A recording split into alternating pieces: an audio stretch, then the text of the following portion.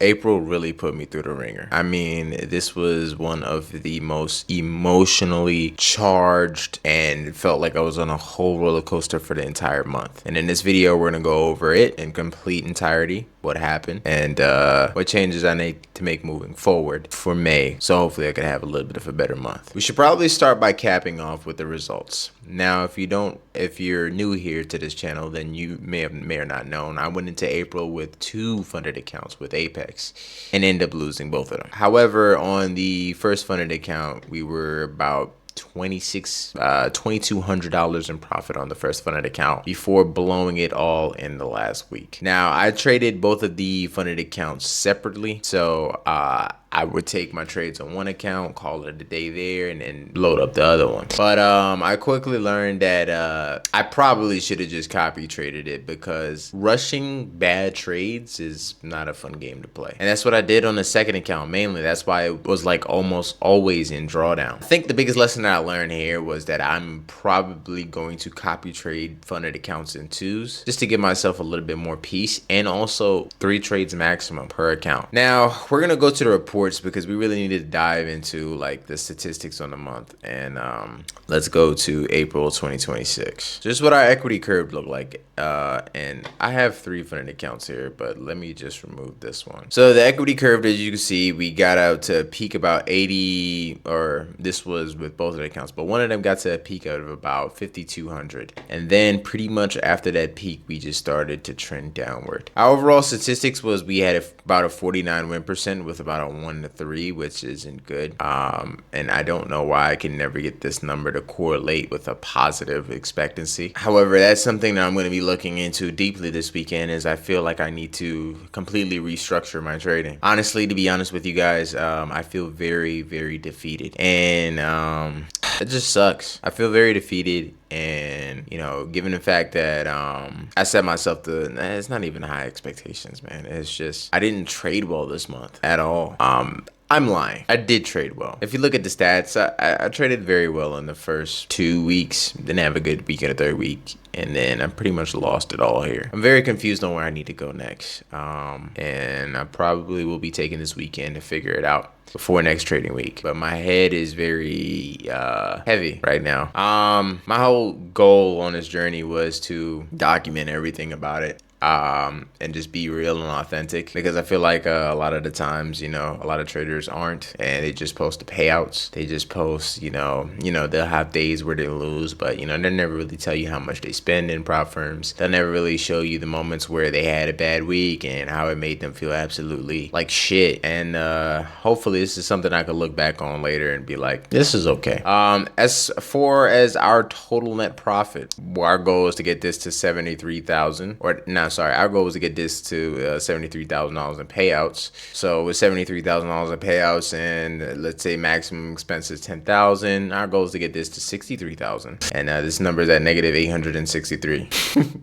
Our pass rate, I think, went up 3%, but honestly, if you look at it over a month to month, it's literally just a 10% pass rate every single time.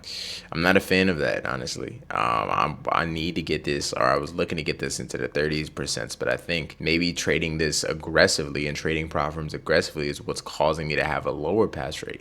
Maybe I need to trade them like how I would trade my funded account and only have 2 contracts on it. I didn't mean to boot up Quan Tower. Sorry. Yeah, exit out. But I gotta make some changes into this month, man. This is the most evals, well, besides February, this is tied with February for the most amount of evals that I've taken this month. And we've taken 10, but this was probably by far the most that I ever spent this month, for sure. One of the biggest changes that I'm gonna make moving forward is I'm going to get rid of Bookmap. The reason why is because it's costing me $83 a month, and I don't see an improvement. And I know you're supposed to give these things time and test it out, but I am very under the impression that I don't believe that it gets better before it gets worse. I believe when you make an implementation, it will show you early signs of if it's a good implementation or a bad implementation, or one that just keeps stagnant. I found this one to be a very distracting a very distracting detail in my trading. Having to look both screens and then just kind of like trying to take trades. I noticed myself and I really got to get better with my speech here. But I noticed myself sometimes an opportunity for a trade will come to my mind once I see, for example, us having liquidity in a certain area. So I won't perceive the opportunity on like the charts here, right? I will perceive it like when we have liquidity over here. Like, okay, cool. When liquidity comes, cool. But like, let's say these breakouts of these, you know, minor highs or minor lows, when I start looking for a trade, nah, I'll look for when we have areas of liquidity.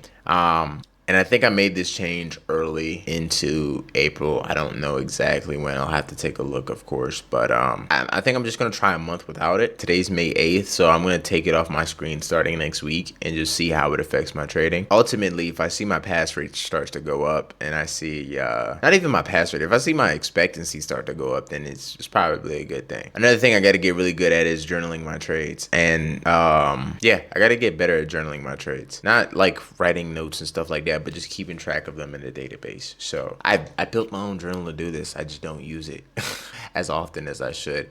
I think I'm gonna have to make it just, you know, make some tweaks to it to just make it a little bit easier for me to just track my stuff, you know, and just kind of focus on mine. But I just wanted to give you guys a quick update. It's gonna be a rather short video. A quick update on how April went. And yeah, it was really eye-opening. Some of the key thing, like a key, I think the word is aphorism, basically where you distill a lesson or experience into a sentence. A key aphorism for me has been like the funded challenge in prop firms is literally just phase 2. It's no difference from CFD prop firms where there's phase 1 and phase 2. They just changed the wordage to it. And I realized that this month I had to learn a lesson of like not being emotionally charged. It's very hard, very, very, very hard. And I think the best investment that I can make right now is going to be in therapy. So my plan is I'm going to try out Healthy Gamers GG. He has like this program where you have therapists on there, and I think I could buy like 10 sessions for $200. I'm gonna try that out and see where that gets me, hopefully to just kind of get a grasp on like emotionally how I'm feeling. And how I can like stop letting my emotions kind of disrupt me mentally. I hope you guys had a good trading month. And I hope you guys are killing it in the markets. And you know my motto, be a problem solver, and see you guys next time. Until the last time.